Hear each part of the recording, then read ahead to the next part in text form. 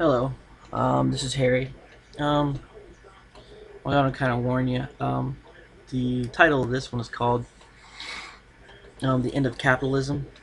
I might be woefully unprepared um, to take this topic on, but I'm going to give it a try.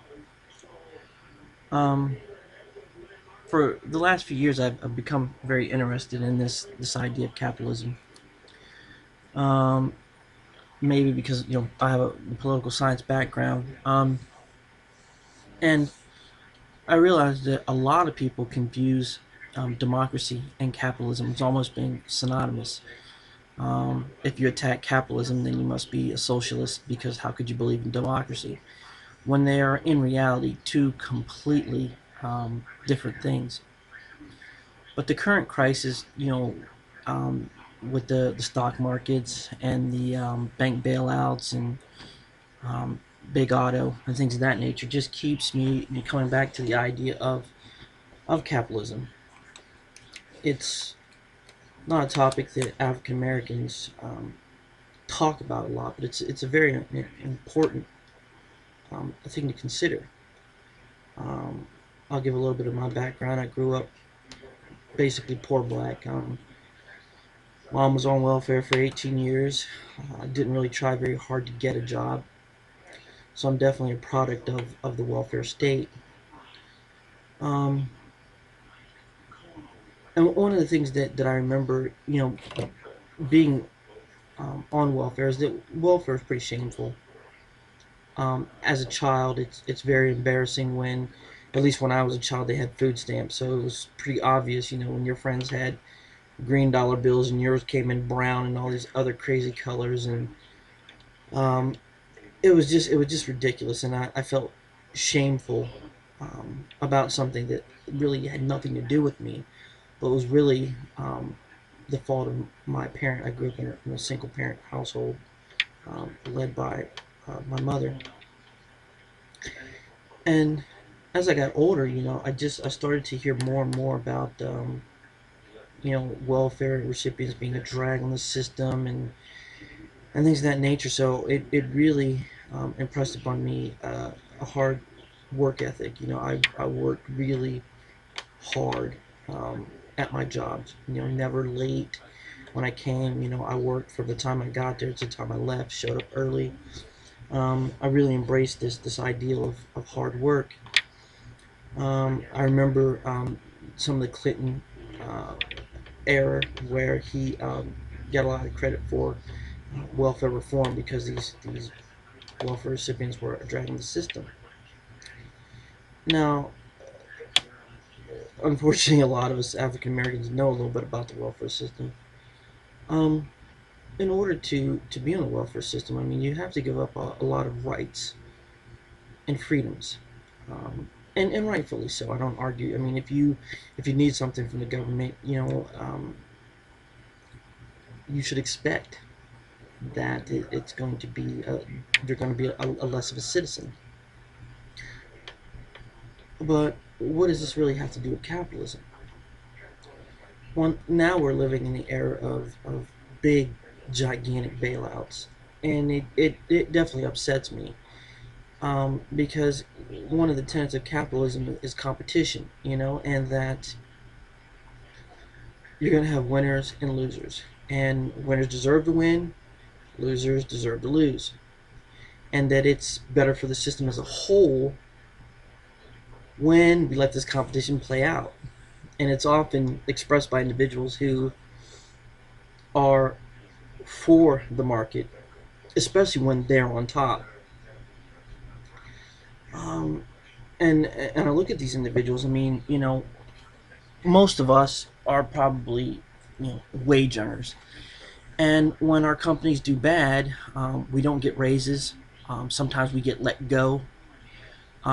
We're very dependent upon other people that we may never even know on how well they run a business. It doesn't matter um, whether you're a good worker or not. Doesn't matter whether you show up on time, you come in early, stay late. None of that matters.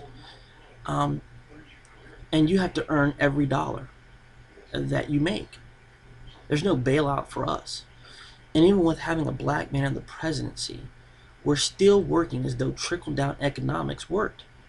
I mean, we saw it in the Reagan era. They gave money to the wealthy, and they thought that it would stimulate the economy, and wealthy people just took the money, put it in their pockets.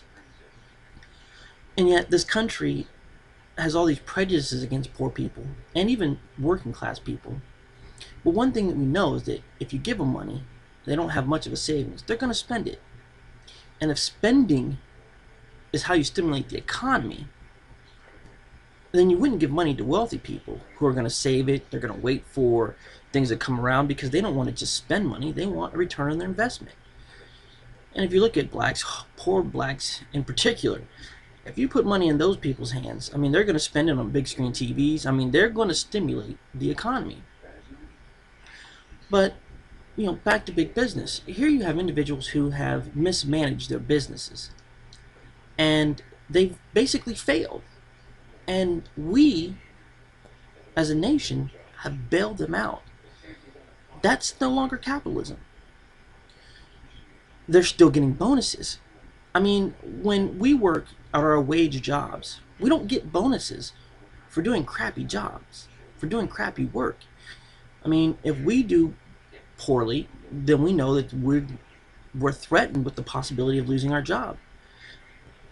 When anyone mentions that these guys should lose their jobs because they didn't do a good job, people are like, well, they're the only ones that understand it. And yet we have people who are graduating with degrees in business and economics who are chomping at the bit for a job. And we won't give them the opportunity to see what they've got. I mean, these guys have already proven themselves to be failures. They've acted in a way that compromised their own industry, which is something that isn't supposed to happen in a capitalist system. Everyone is supposed to act for their own best self-interest. That's supposed to help the industries that they work in, as well as the government. I mean, as well as the society as a whole. And this hasn't happened. Today, we see record profits from these companies, and yet there aren't any jobs.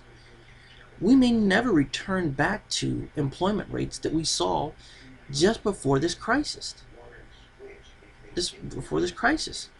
I mean, and the threats, there's always these threats that, well, if we don't give poor people welfare, I mean, they could revolt, even though you don't hear that so much anymore. But what about the threats that come from the wealthy? Too big to fail. What does that really mean? To me, it's nothing more than a veiled threat. Then if we don't bail them out, they're going to take the whole country down with them. I mean, I'm starting to wonder, where is capitalism? Are we still a capitalist nation? Where is it? When we reward failure, at least for the big guy, and not for the little guy, not for the average guy, but for people who have millions and millions of dollars. Even before the bailout, we saw individuals who were being booted from companies that were leaving with what they called parachutes. Hell, many of us get fired from our jobs. We're lucky to get unemployment. I mean, these companies will fight tooth and nail to make sure that you don't get it. These guys are leaving with more than enough money to set them up for life when they failed. So I'm kind of wondering, are we capitalists? Or is it the end of capitalism? Hell, maybe we were never capitalists to begin with.